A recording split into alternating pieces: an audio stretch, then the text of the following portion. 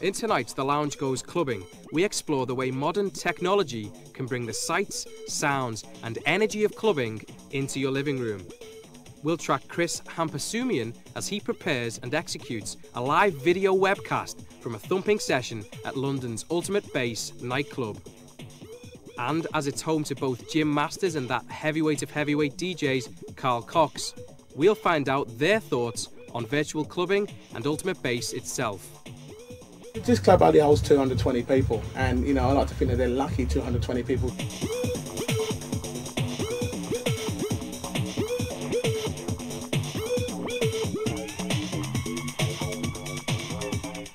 As the internet has developed, so has every industry's use of it, and Clubland is no exception.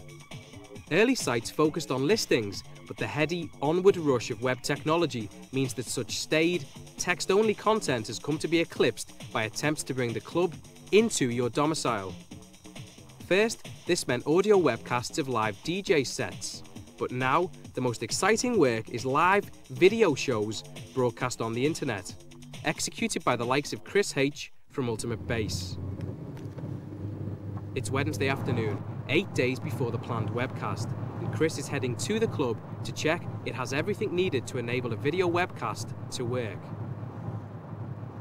I've done a webcast at Ultimate Bass a couple of years ago. It was Carl Cox and a few others, but the DJ booth was on the other side of the club, and they've refitted the club since then, and they've had a phone line fitted, so there's a few things I need to check out.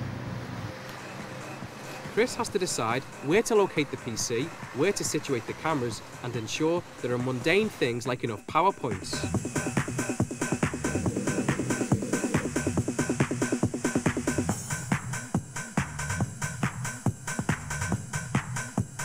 But first, to track down this new phone socket, vital for sending the webcast signal from the club to the outside world. The omens aren't good when Chris speaks to the bar manager. Hi there. I've just had a look in the DJ booth. Jim said there's a phone point in there. Jim Masters? Yeah. You don't know anything about it then? No idea. I haven't seen anybody using it before. Yeah. This is an absolutely fundamental part of the webcast setup, so the hunt continues in earnest. I'm a little bit concerned about... I can't find this phone line that's supposed to be in the DJ booth.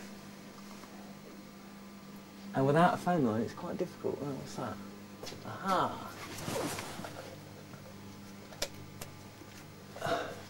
That looks a bit like a phone point. But it doesn't want to open. It looks like it's wired up as well. Okay, that's not so bad. Well, I definitely need to test that phone line, make sure that phone line works. Which I've got a phone for. I might need a screwdriver to prise it open. The other thing I need to look at, which shouldn't be too bad, is getting an output from the mixer, an audio output. Chris could use the audio picked up from the camera microphones, but the quality wouldn't be great. So I just want to get a good feed out of here.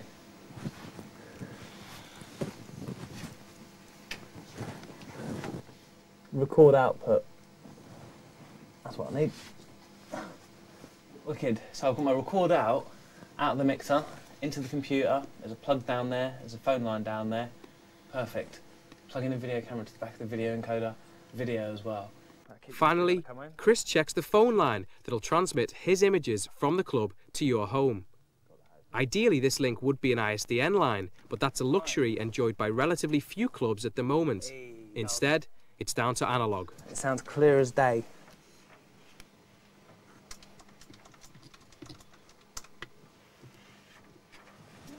Perfect. Who are you phoning? On my phone. The phone line works.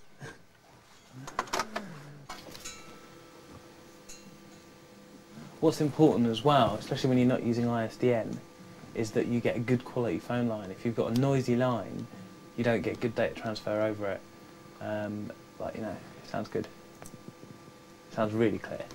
Preliminary signs are that the club is kitted out fine. We'll leave Chris to revel in telecommunication bliss whilst we find out a bit more about how webcasts work. The pictures will be recorded on small digital cameras, with the audio coming directly from the DJ's mixer. Both feeds are sent directly to Chris's on-site PC. Rather than being sent directly from the club to your home, the signal is sent to a server computer. It's this server computer that your home PC contacts for the netcast. Chris will introduce an interactive dimension by running a simultaneous chat room. This offers punters the chance to give feedback, maybe even place requests, but that's not to say they'll necessarily be warmly received.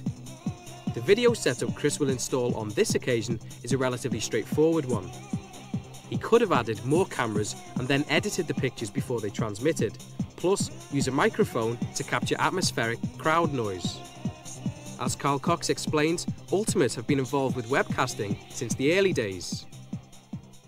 We actually started to pioneer internet broadcast in this club 2 years ago, and our first internet broadcast we did was with Josh Wink and myself, and I was really surprised, you know, how many people hit onto the site to hear what was going down live at this club.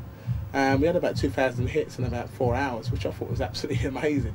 And with that, people are out there. They do want to know what's going on in this club.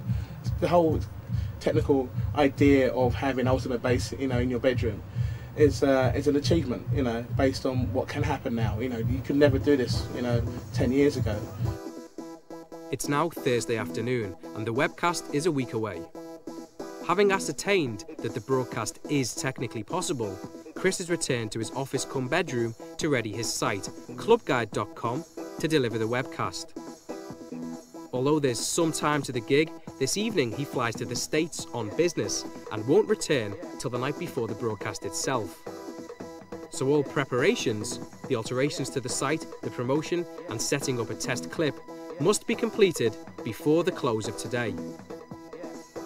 Part of the promotion involves creating a banner to advertise the time and date of the webcast. Time pressures mean it's not quite as flash as it may have been. Okay, so let's check that worked.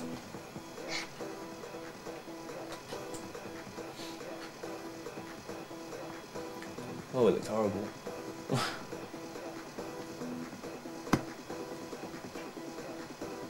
Can't live with that.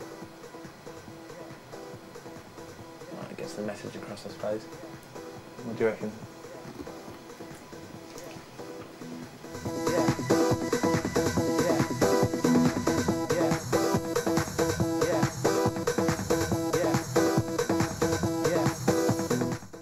The banner's now in place, the site's amended, and he's posted details of the webcast to internet listing sites. The final part of the promotion is to tailor broadcast information to suit time zones across the world. Right, so they're 11 hours ahead. So if we start at 10 PM in the evening, they're 11 hours ahead, so they start at 9 o'clock in the morning in Melbourne, 9 AM Melbourne, right. So you've got all these different audiences that you can attract. And if you actually work out the times for them and you put it into their own time zone, you've got a website I use to find out, to calculate the different time zones. Like, you know, you're telling them when the webcast is, their date, their time zone, and so, you know, they can relate to it easier rather than converting from GMT. You always get a surprising number of international visitors, because Carl Cox, if you're really into Carl Cox and you're in London, you go to the club and hear him. If you're really into Carl Cox and you live in Australia, you've either got to wait for him to come to Australia, or you look at him on the website. Ah yeah, that changes work now.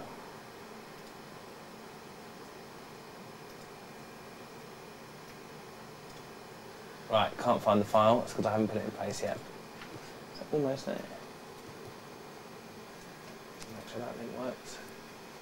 So once I'm done with that, I'm done and dusted with the, you know, the setting up of the website. As far as I'm concerned, is setting up the video production and the computers, you know, at the venue, which is good.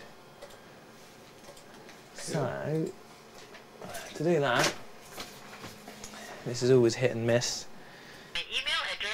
His final task is to prove to punters that clubguide.com is able to support webcasts.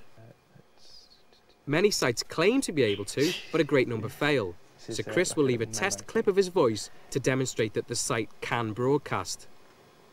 If you can hear this, you will be able to hear and watch our live video webcast on March the 9th, 2000 from clubguide.com, will be featuring live in real audio and video. I'm going to connect and make a directory on my server.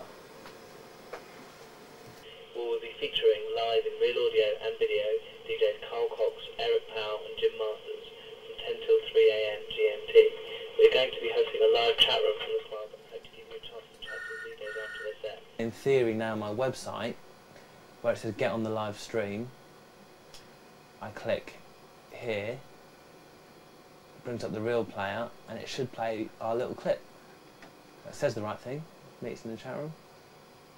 Buffering. If you can hear this, you will be able to hear and watch our live video webcast.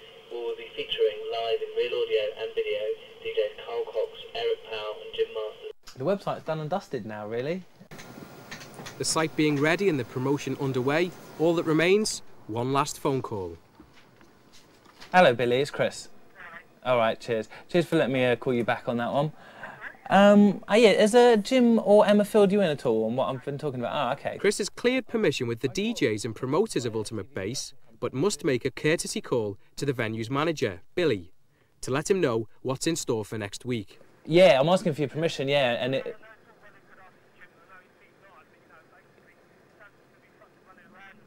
Yeah, yeah. Things don't appear to be going quite as smoothly as Chris had anticipated. Right, what, do you need extra staffing for it? Oh, I see, right, during the Thursday. It's a week Thursday. How much is that going to cost me, Billy? Join us after the break to see how Chris will cope with more unexpected surprises at the club itself. Well, if you're not there tomorrow, I'll be catching up with you on the 9th of March. All right then, cheers.